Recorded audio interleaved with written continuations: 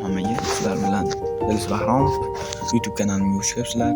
Bugun sizlar bilan hamma kutgan o'sha mana shu 3 kartali hujumchilar, himoya shularni olamiz. Bittasini kim tushishini buni video davomida ko'rib borsangiz bilasiz.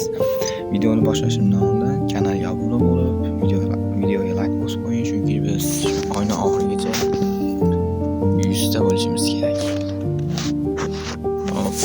Men to'ldirdim.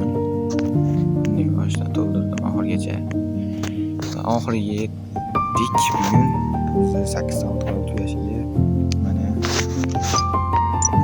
bu yerdan kim tusharkan degan savol bor.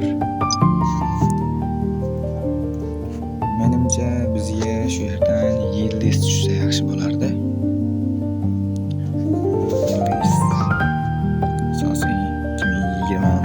Yilda eng zo'r o'yin ko'rsatgan playerslar ular.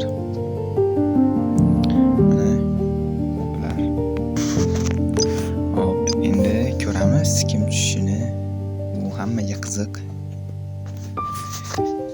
Qani unda boshlaymiz. Hop, mana shu 3 kartali futbolchini olishimdan oldin kanalga obuna bo'lishingizdan chiqmasin.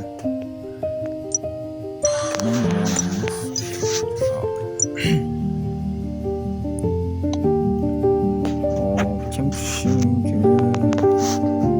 Mana boshladik. Videoga like bosib, kanalga obuna bo'ling. Qani.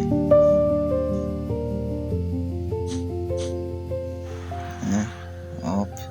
Yaxshi, vartoqmas. Yildiz emas ekan. Yildiz emas. Yaxshi etmasamiz.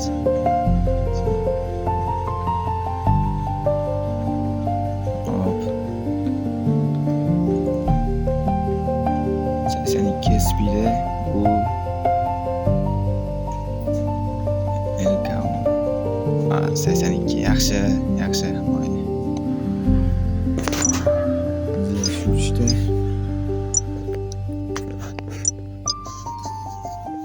Video shu bilan o'z nihoyasiga yetdi. Oldik.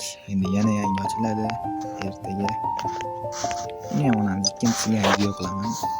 Ikkinchi video chiqishi uchun videoga like bosgan, kanalga obuna bo'ling. Shu bilan video o'z nihoyasiga yetdi. Sog' bo'ling, salomat bo'ling.